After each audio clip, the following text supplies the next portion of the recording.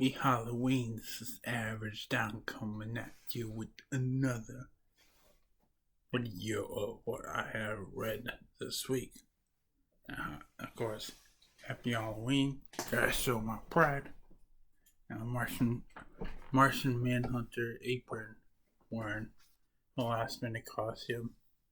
And next year I'm planning on doing something extravagant. I'll clue you in as the months get closer.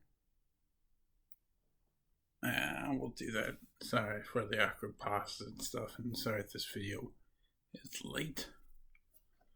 Years later, it's usually on Saturday. Today it's on Sunday, but Saturday.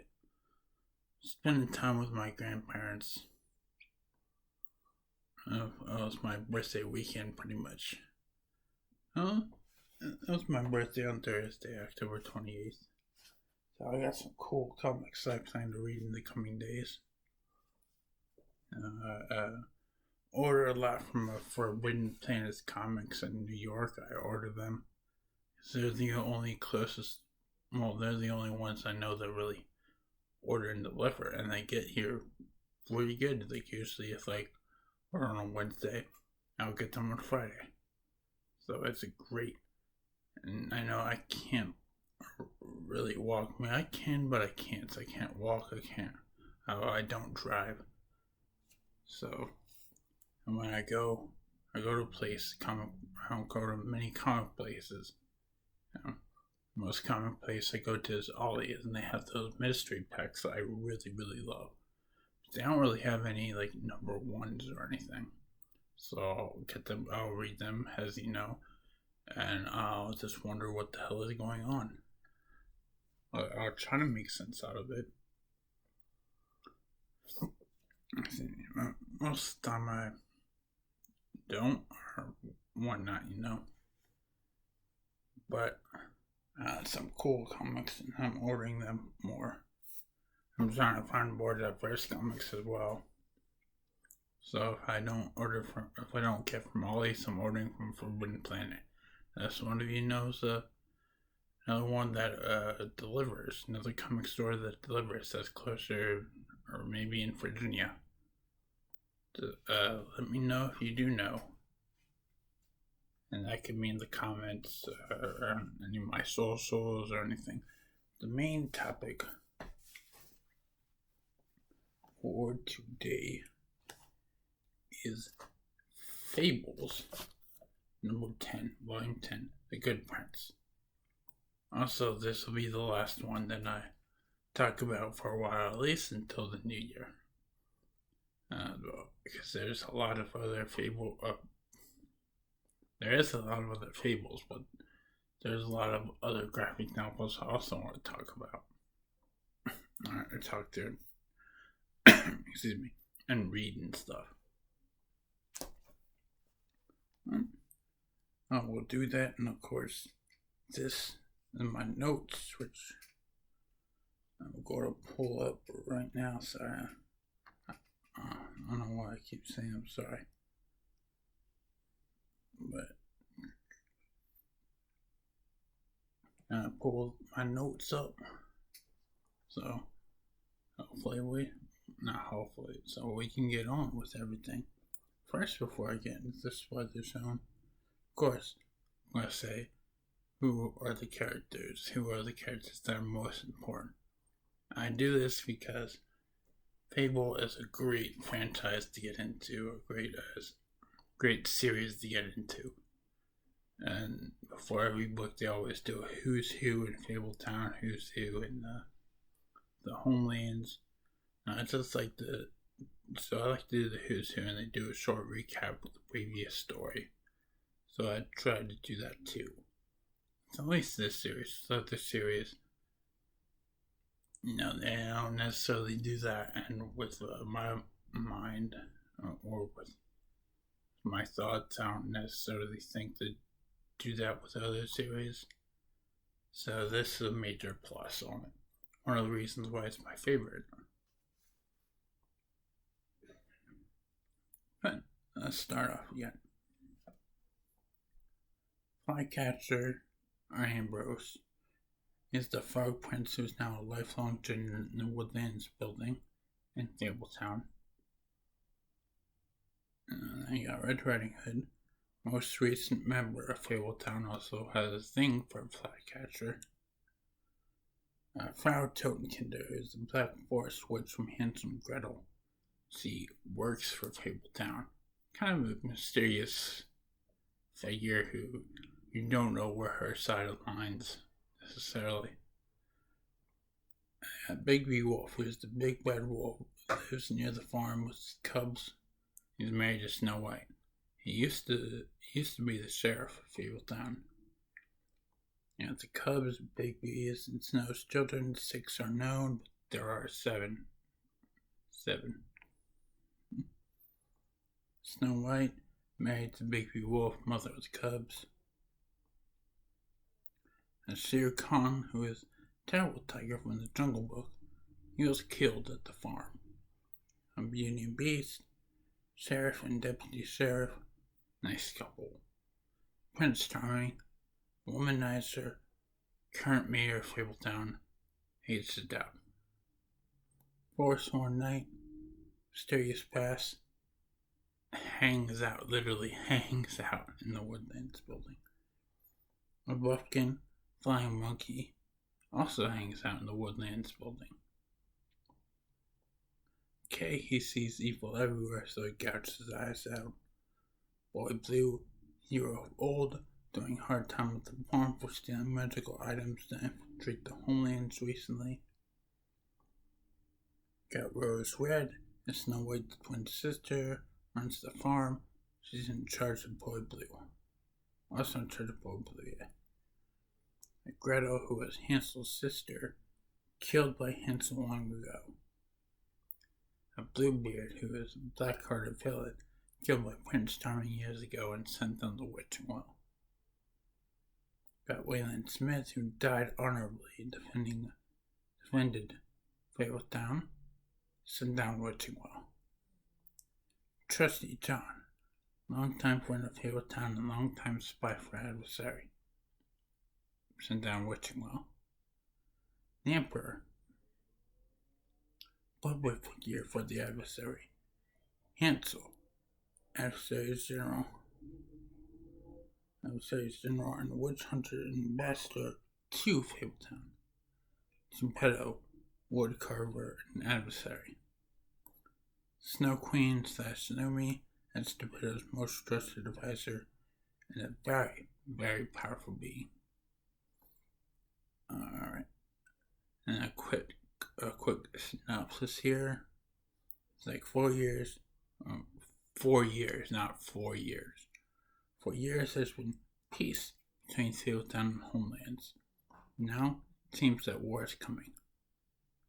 Flycatcher has also regained his memories. He regained his memories last issue. The ones of his families being slaughtered by the adversary. That's synopsis. The last issue. Fable 9. Fables Volume 9.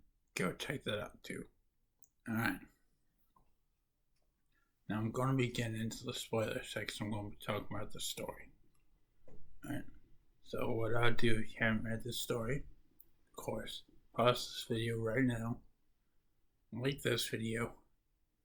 Subscribe to my channel for other videos like this one, Helps the channel. Helps me out. Helps you out, because I'm freaking awesome, okay? Check it. But if you haven't done so, just subscribe, comment what you can on whatever video, engage me in anything. Engage me in my socials, I'm at Instagram on TRIPL3XXXMayhem, at Twitter at Real Average Don, and Facebook at Official Average Don. Don't worry if you can't understand me, it's all in the description down below, and I'll also say it again at the end. So, that should have given you guys some time to pause it, because I'm going into the spoiler zone right now. Regardless of if you guys actually paused or not. But if you haven't paused it and you're still going on because you don't care, then I don't care. Oh, there's both going on. Alright. So the story starts, chapter 1, Flycatcher. Flycatcher is depressed. He's got his memories back. His whole family being slaughtered in front of him by the adversary. Back in the homelands, his life is a wreck.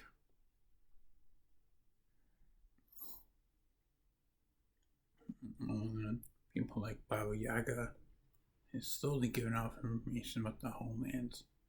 Slowly, and not willingly. These are in a different section of the woods, by the way. Not coming to play later. And Hansel wants information about the one soldier's heads that survived. Well, maybe he can get that by in exchange for that. Prince Charming gets a list of innocent fables that are still in the homelands. And he gets a bunch more stuff, of course, but there's also still the peace treaty underway. Flycatcher goes to Boy Blue and asks him to train him on the wishing cloak and purple swords that he used when he invaded the homelands. That ends that chapter. Chapter 2. Chapter 2 is Forsworn. And now Flycatcher wants Boy Blue to train him how to use the horrible sword and witching cloak. Boy Blue refuses, however, saying that he doesn't want to stain the hands of the most innocent person in Fabletown. Meanwhile, at the Woodlands business office, Buffkin accidentally drops a Forsworn Knight's armor, breaking it into many different pieces. And the very, very magical. Has to be. The magic is going to make a mess of things. So all business goes to the penthouse for a bit.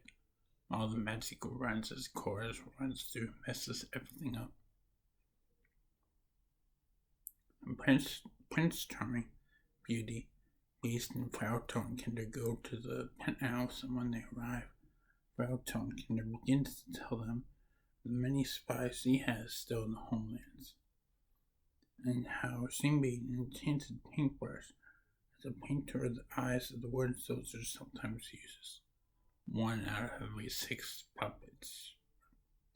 Wooden soldiers.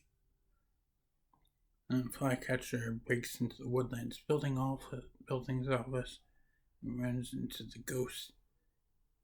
The Forsworn Ghost, who convinced him to go on his quest of killing gobs, or goblins, and taking names. Getting revenge. Says goodbyes to the magic mirror. They head on their way. Magic mirror, yes, that magic mirror. And chapter 3, Knighthood. Forsworn Knight begins to tell the tale of how he came to be trapped in that silver armor for all eternity. The armor was blessed by a witch. You remain pure and honorable. You will be unbeatable in battle. Forsworn Knight. His name is Lancelot, by the way. He was Lance in that show. Well, long story short, he betrayed his king, and he became beatable, and then Camelot fell after that. It's still pretty unbeatable, but not the armor. He was trapped in his armor. He tried to hang himself, but it didn't work. King Arthur showed him mercy, but he didn't believe that he deserved that. He just kind of was mopey for centuries. And now, he never got his reward because he never died. The armor has magic to keep a person alive. So he just never died. He never was able to get out of the armor. Meanwhile, Frau Tonkinder tells Prince Charming and Beauty tells Prince Charming and Beauty and Beast information that she and the 13th floor group have gathered from looking through the eyeballs of those wooden soldiers in the homelands. Quite a deal. They learned that they're planning war, and they will strike in 3 years' time. So now, they devise a plan, a fast one. One to get this peace treaty between two kingdoms signed faster. The faster they do that, the faster they get info about the heads of the wooden soldiers that invaded them. Now, Frau Tonkinder and the 13th floor group have been using their magical spells and an enchanted paintbrush to spy on the adversary and his troops. Their eyes, they have seen the documents that the adversary tried to have burned. At least a little bit of them. She also says that things are going according to schedule when it comes to the Fly situation. Speaking of Fly, he is still in the Woodlands business office, helping himself to some of Lancelot's armor. He spots it, and Lancelot shows him where it is. Is that the legendary sword, Excalibur, in pretty much the same location? Fly can't. But he can. He pulls it out with ease. And then he gets knighted. Where it's just where Lance is just like, by the grace of the Almighty, and by the blood of every true king, from the great line on stone to Arthur in script, John the presbyter in his lost kingdom, I grant you the right to bear arms and mete out justice. You knelt a man and prince of blood, now rise a knight. And then he jumps down the witching well.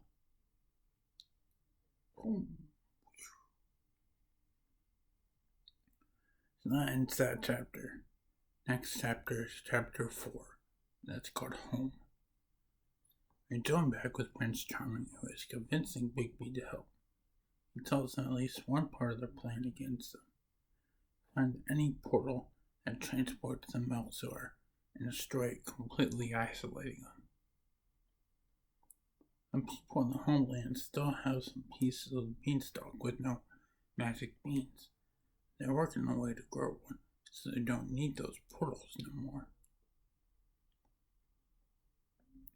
Bigby and Beast are going around the country gathering any U.S. Army training camps they can get their hands on. No one in Fable Town is really experienced with modern weaponry. But they're going to change that. Their trip takes them all the way to places like Phoenix, Arizona, to Knoxville, Tennessee, along with talk of modes, which are massive ordnance air blasted bombs, or GBU 431B, and bunker busters. Now all that military talk. After the trip, Beast has got to get back to Jack in Hollywood, California to get his share of the money by Jack making Fable movies.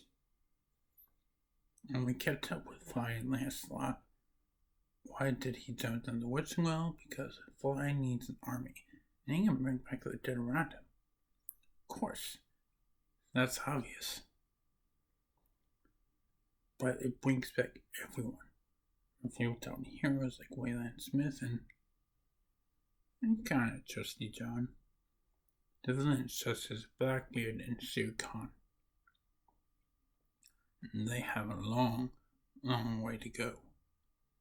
Such a long way. And then it's that chapter, then we go to chapter 5, which is a duel. It's such a long journey. Nothing to eat, nothing to drink.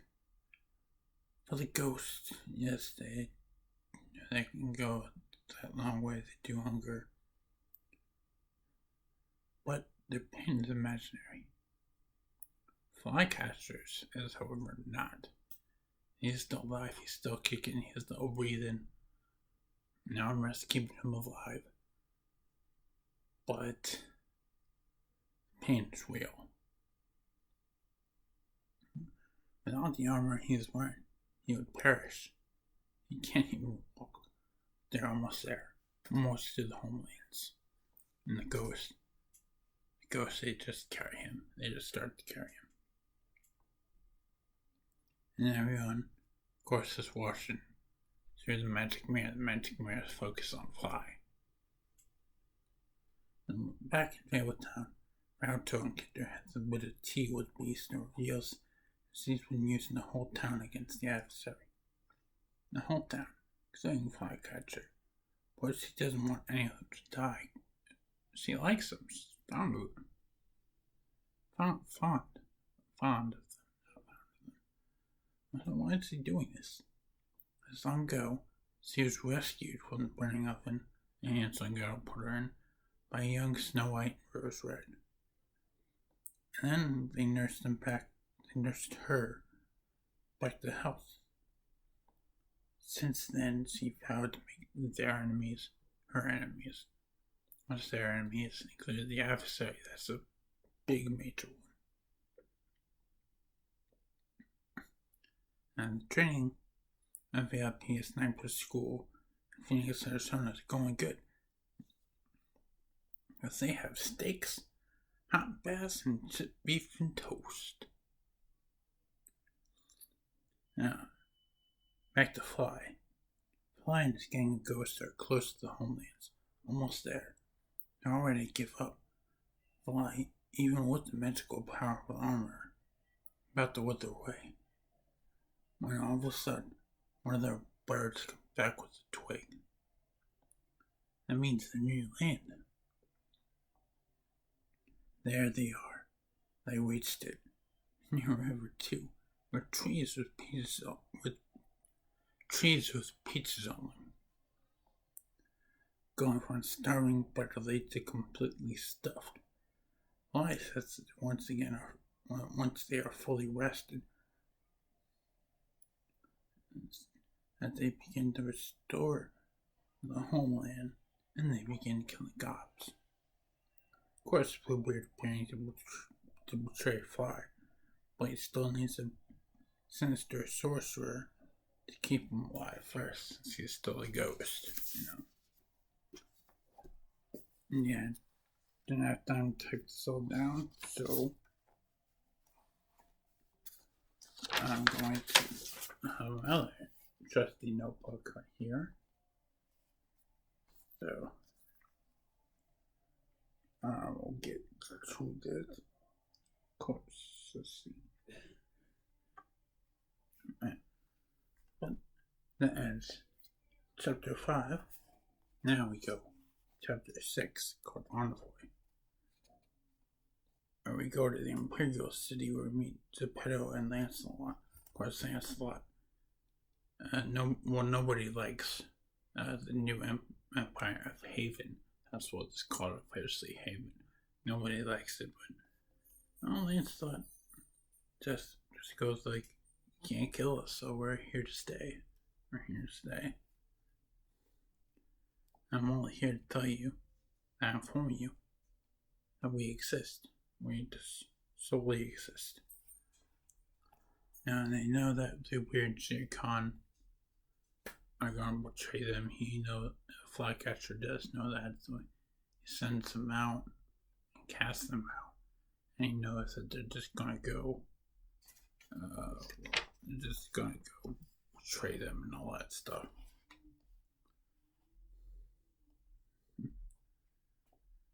So,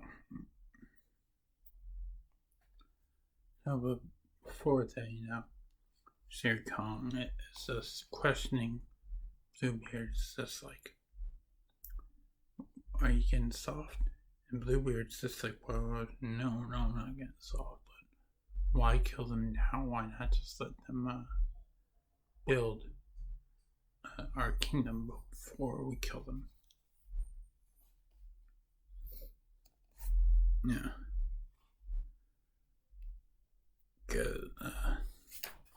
But just basically the rest of the chapter, Fly is defending Haven especially from like dragons and everything. He is simply unbeatable.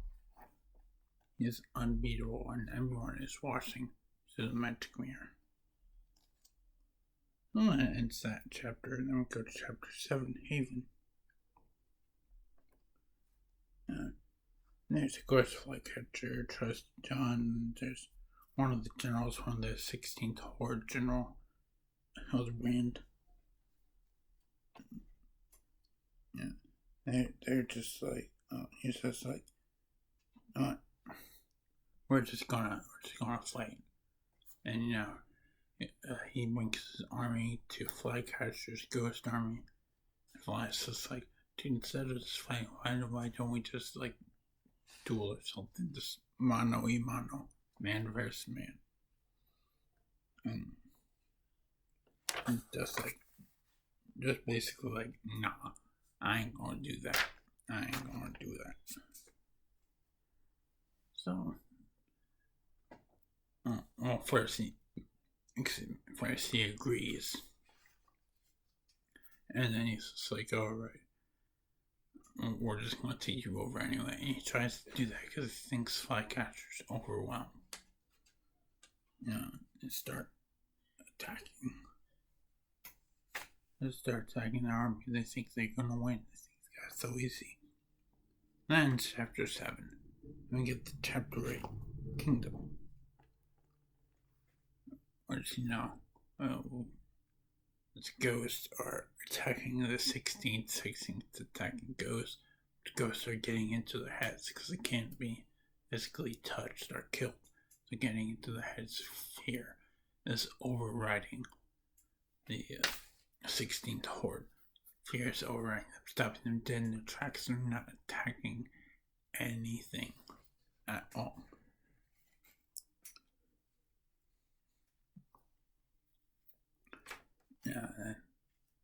Eventually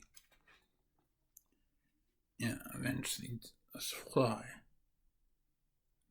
gets in the middle of the battle, and he's just like, alright, I surrender. Everyone's just like, what? Everyone's just like trapping their weapons, just like trying to catch Fly, and then all of a sudden he just starts glowing. There's this huge light coming from him. Huge light coming from him. And everyone is all of a sudden in so much pain. The 19th Horde, they're not only gods, but they're some of the wooden soldiers that were supposed to be unbeatable, pretty much. Well, that ends chapter 8. Now we get to chapter 9, which is Eternal. So, Flycatcher's lighting up big. He is destroying. Well, not really destroying. But instead, the wooden soldiers, they actually start to sprout up as trees in the Magic Grove. And the thing about the Magic Grove is, only one can exist on any world. And so the Magic Grove is there. Then the Magic Grove can't be by to Plato's workshop. Which is a cool plan to have there. And the rest of the army has surrendered pretty much at this point. So, Flycatcher didn't think that he'd survive the ordeal, but of course he does. Because he's Flycatcher, Prince Ambrose, now King Ambrose.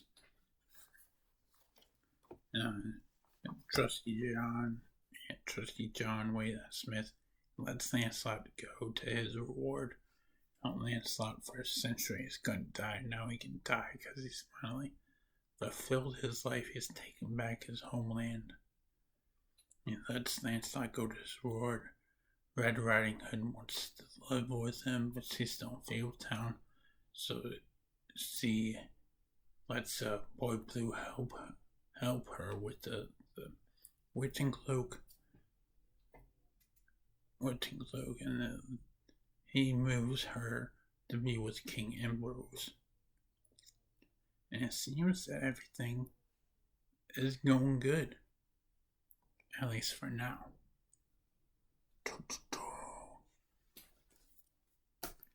But anyway, that was Fables, Volume 10, The Good Prince. Let me know what you thought about it. This ends the spoiler zone, by the way. Come back if you want. It's all good. But yeah, that's Fables Volume 10, The Good Prince. If you read this, let me know, what did you think about it? What do you like about it? I really thought this was good. This was good glow up for Flycatcher, definitely. Yeah, we're getting further and further into the series, so of course, just trying to introduce us to new characters. Not only that, but kind of like make the ones that were just background characters stand out more. And that's what I love. That is what I love. So, but like I said, who is your favorite character that we introduced in Fable so far? Mine of this book is definitely Flycatcher. Mine of all time, obviously Bigby Wolf, Big Bad Wolf. Just he so badass, you know. But anyway, if you want to answer and recommend me any comics or any graphic novels, tell us what you're reading too. I'm honestly curious. Curious. Yeah. Anyway, you can reach me out here in the comments, or you can reach me on any of my socials. Again, it's at Instagram at TRIPL3XXX Mayhem, Twitter at Real Average John, Facebook at Official Average John, and I will see you all tomorrow. I'm doing a video on the Frankenstein Chronicles on Netflix. It's gonna be awesome. I will see you all there. Ciao.